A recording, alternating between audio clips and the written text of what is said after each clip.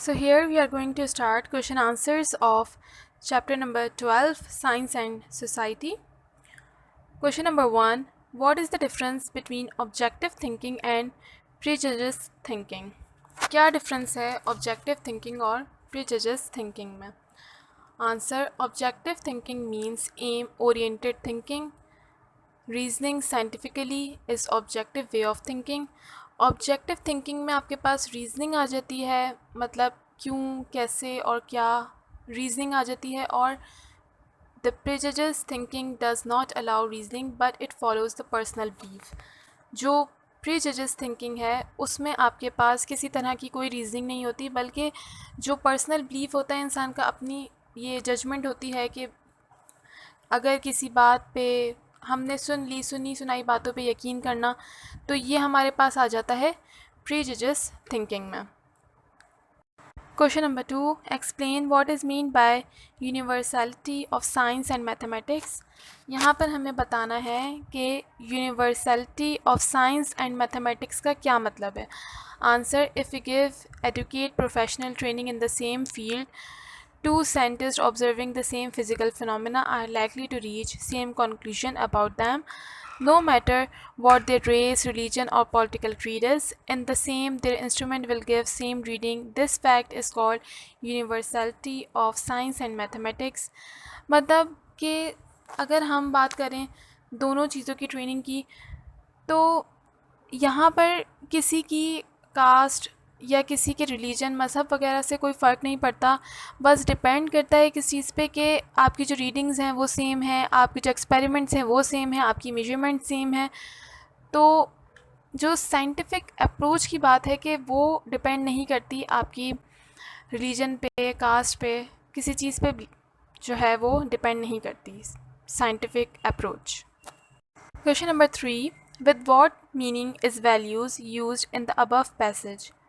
क्या मीनिंग है वैल्यूज़ की जो आपके पास ऊपर पैसेज में यूज़ हुआ है वैल्यूज़, तो उसका मतलब क्या है.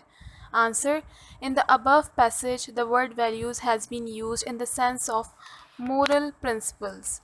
मोरल प्रिंसिपल मतलब अपने ज़ाती जो अकीदे हैं, ज़ाती जो आपका उसूल हैं, उसका मतलब जो है वो वैल्यूज़ में आ जाता है. तो वैल्यूज़ जो आपके पास पैसेज में यूज़ हुआ है उसका बेसिकली मतलब ये है कि इंसान के अपनी जो मोरल है, इंसान का अपने जो मोरल प्रिंसिपल्स हैं वो. Question number 4, define altruism. Altruism का मतलब क्या है. Answer, altruism mean unselfishness. A person who follows the principle of altruism thinks about the happiness and well-being of other first. Altruism मतलब खुदगर्ज नहीं होना, और जो लोग altruism रखते हैं तो इसका मतलब कि वो सेल्फिश नहीं होते, मतलब खुदगर्ज नहीं होते, और वो दूसरों की खुशियों का भी ख़ास ख्याल रखते हैं. Question number 5, what is mean bye humanities. Humanities का क्या मतलब है. Answer, the humanities means classical and literary study. The term is used to denote such subjects which promote humanistic and moral values. Basically ये इंसानियत से कुछ related है. जो ये word है humanities जो use हुआ है, तो ये इंसानियत से related है, मतलब जो promote करता है इंसानियत को, और इसके साथ साथ जो moral beliefs हैं और इंसान की जो दूसरों के लिए रिस्पेक्ट है, उन चीज़ों को शो करता है ये word. Question number 6, in what period does the writer appear to place the beginning of modern science.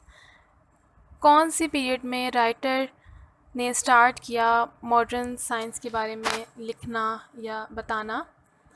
Answer, the writer appears to place the beginning of modern science in the 17th century. जो scientist थे उन्होंने, मतलब writers ने start किया लिखना 17th century में about the modern science.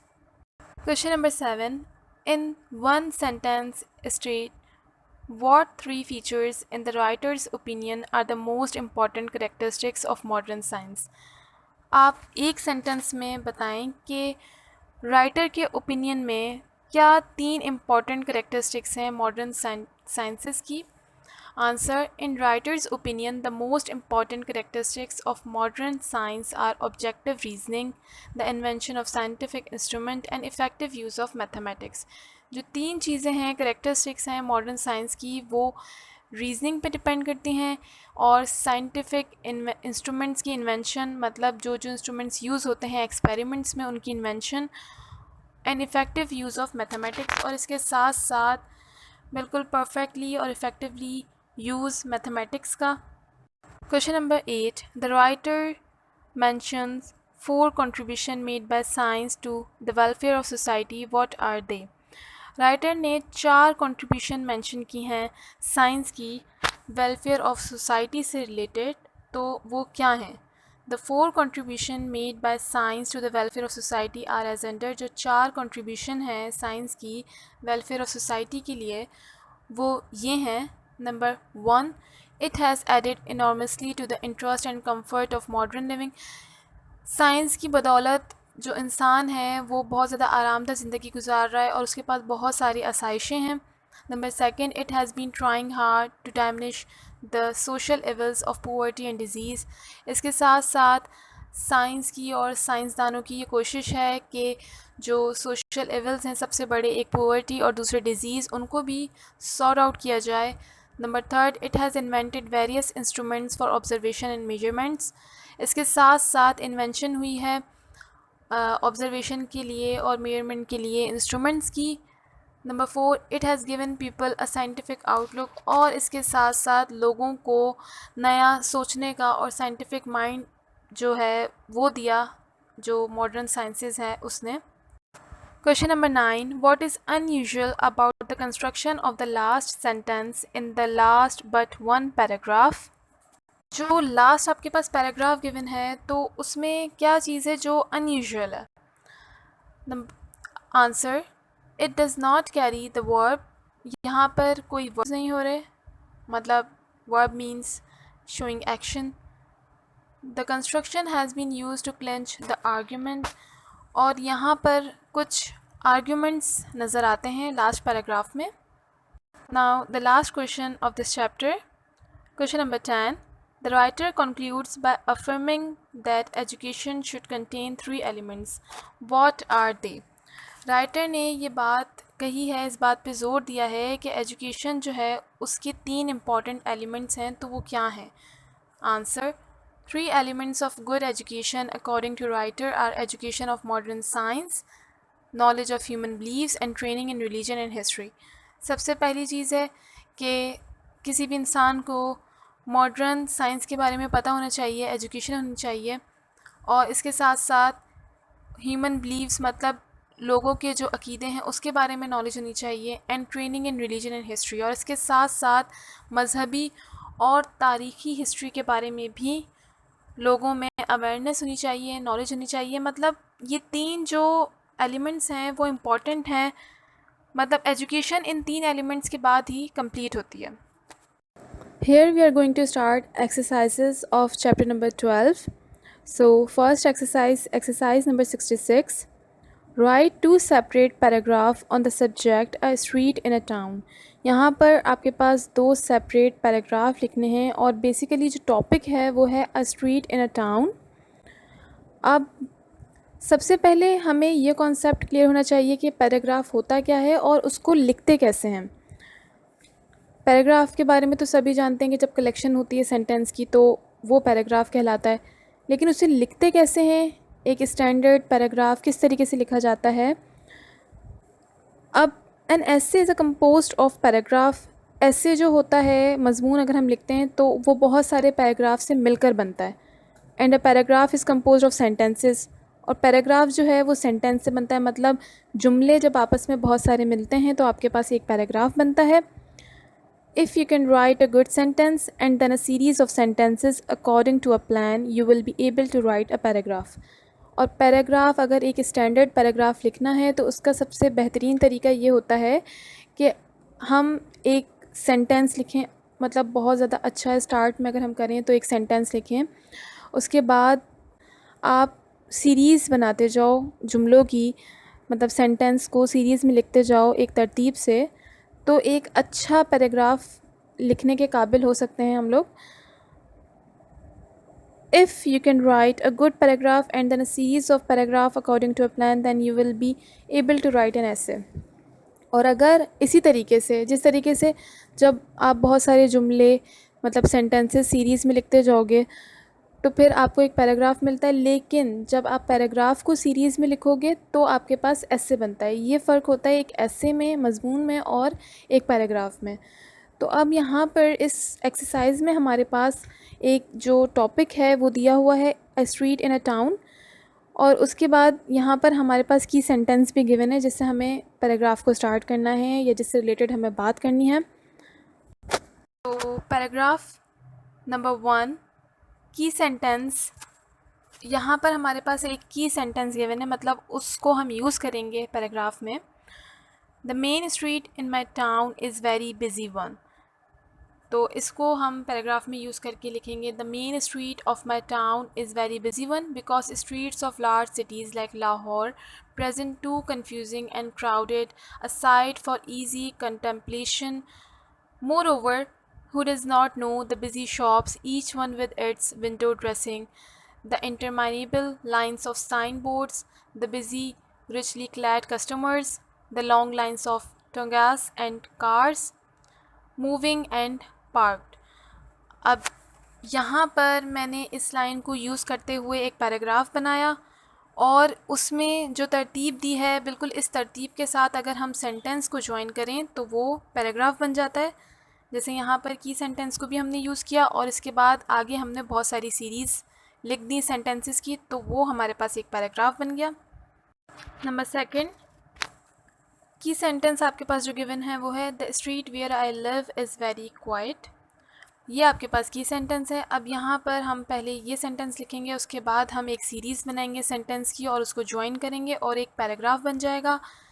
तो इस तरीके से ये होगा, the street is quiet and seems like it is dead, the sounds I can hear are the leaves rustling in the breeze, sounds of raindrops falling on the ground. Together they compose a brilliant song of nature. Know them from the high school students, no irritating noise from the car. No one, not even a soul, dares to make a sound to disturb this moment. The silver moon suspends in the velvet sky, glowing dimly. Moonlight travels through the yellowish leaves and shades on the land. अब ये मैंने बहुत ज़्यादा तरतीब के साथ लिखा है, मतलब ये आना चाहिए कि ऐसा ना हो कि स्टार्ट अगर आप कर रहे हो तो स्टार्ट में ही आप हर चीज़ को ऐड कर दो, बल्कि उसको प्रॉपर तरीके से 1 बाय 1 सीक्वेंस से हमें बताना होता है हर चीज़ को। तो मैंने यहाँ पर इस पैराग्राफ में बिल्कुल प्रॉपर एक तरतीब के साथ सेंटेंसेस को जोड़ दिया और एक पैराग्राफ बना दिया यूज़ करते हुए जो की सेंटेंस है, the street where I live is very quiet. Exercise number 67, write a paragraph of about 6 sentences describing one of the following. यहाँ पर हमारे पास टॉपिक्स गिवन हैं और उस पर हमें पैराग्राफ लिखने हैं। रेलवे स्टेशन हमारे पास टॉपिक है और इस पे हमें पैराग्राफ लिखना है और इसके साथ साथ जो वर्ड्स यहाँ पर गिवन हैं उन वर्ड्स को यूज़ भी करना है हमें पैराग्राफ में।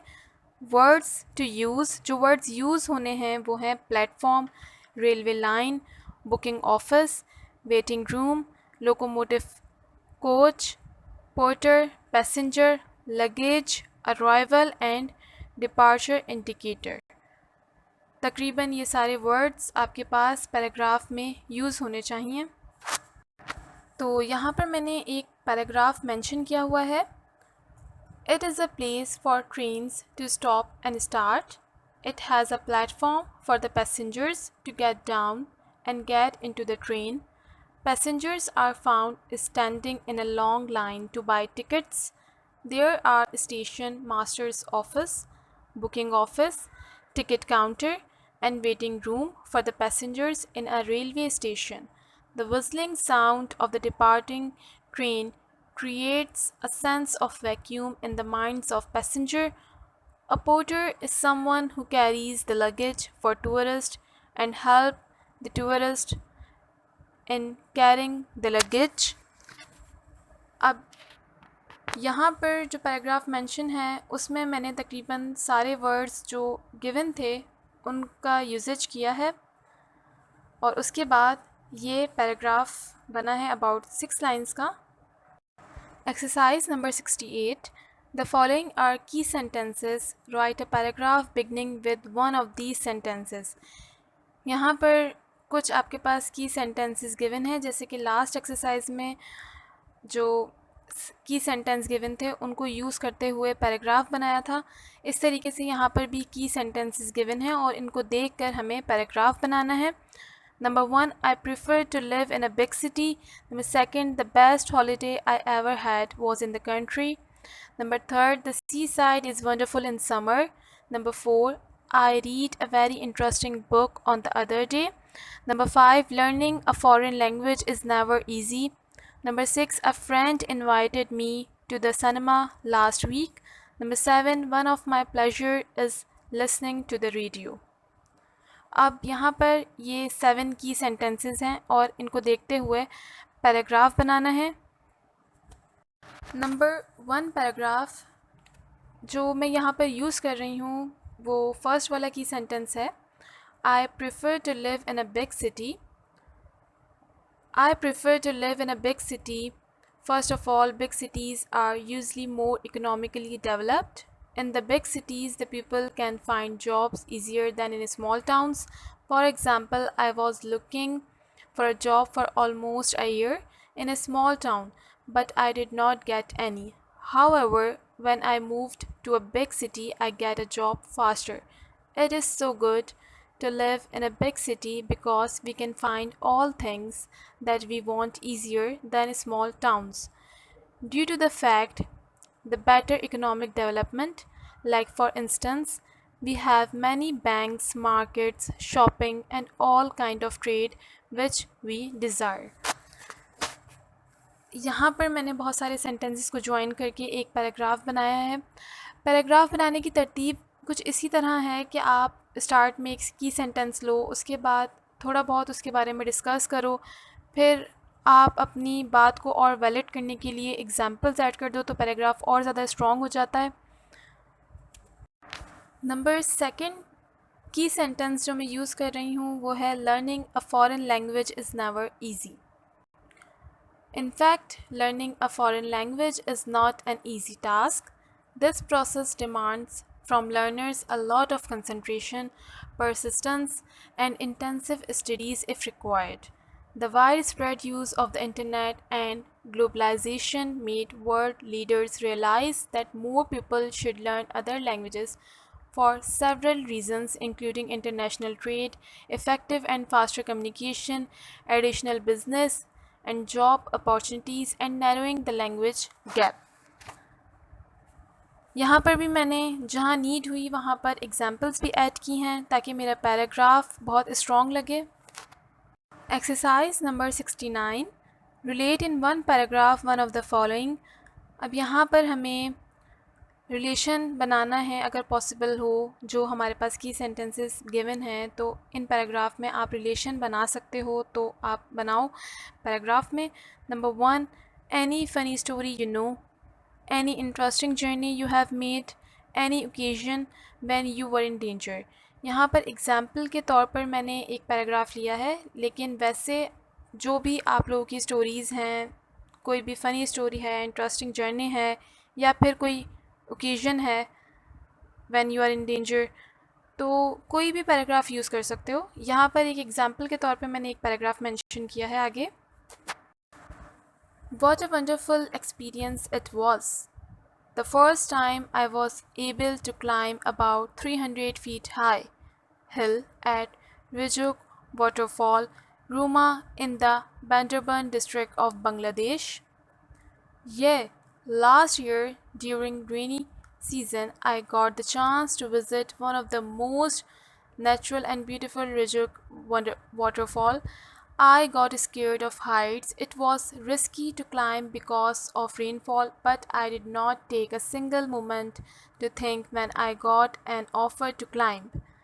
And of course, I did not forget to manage a smiling snap while climbing that hill.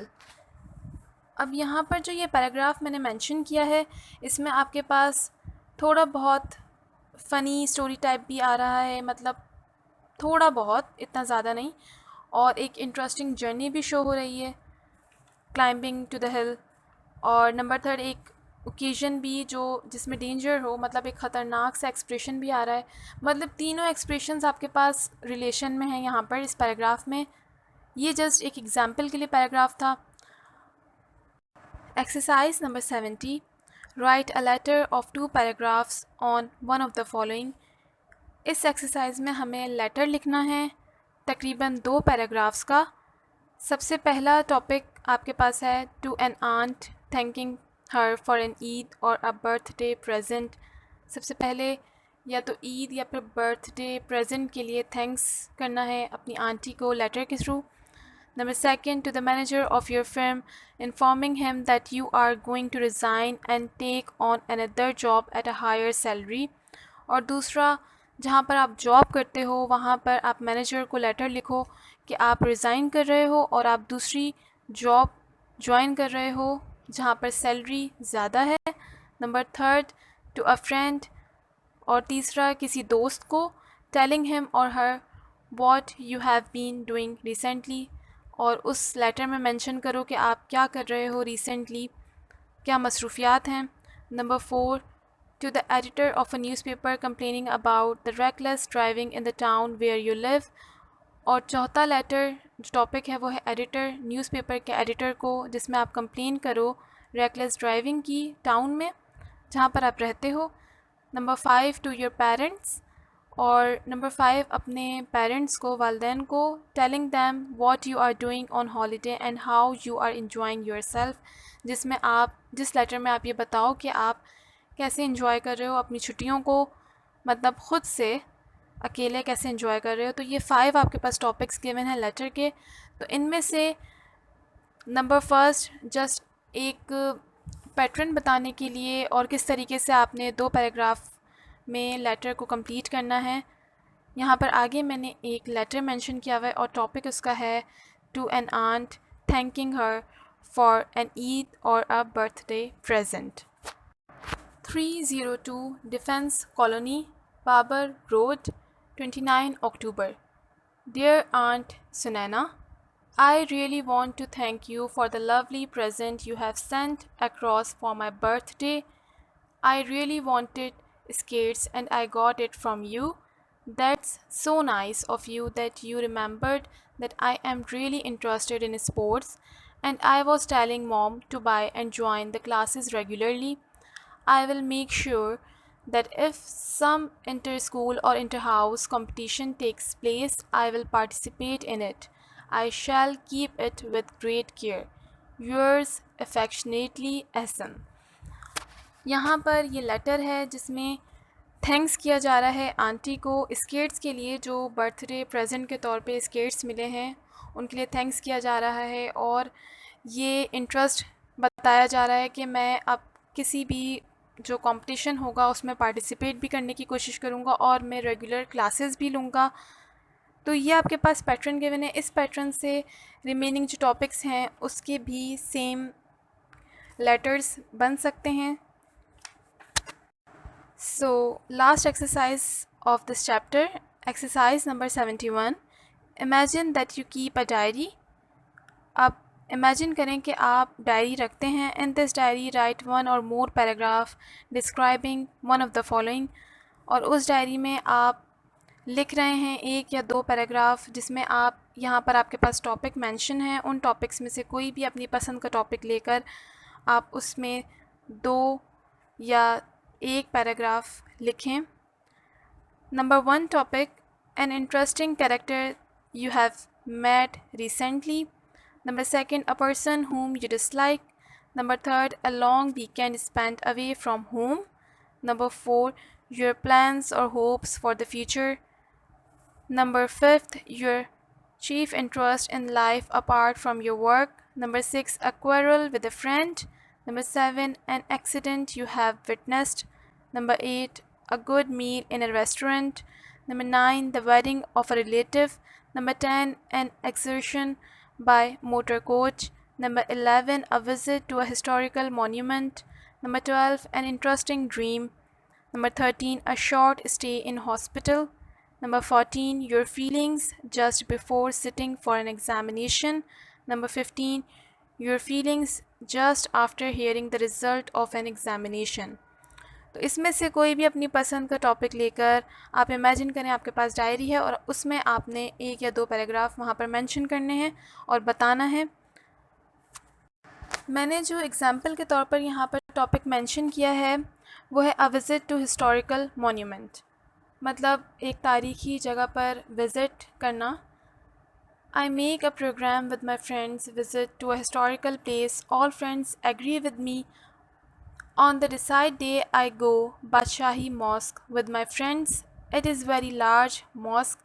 It is beautiful mosque. Its dome is very high and lookable. The capacity of Badshahi Mosque is 2 lakhs people to offer their prayer at a time. Its floor made up of red marble. It's beautiful marble and of course costly too. We offered their Asr and left for Shahi Fort. I enter main gate of fort. It is one of the biggest fort of Pakistan.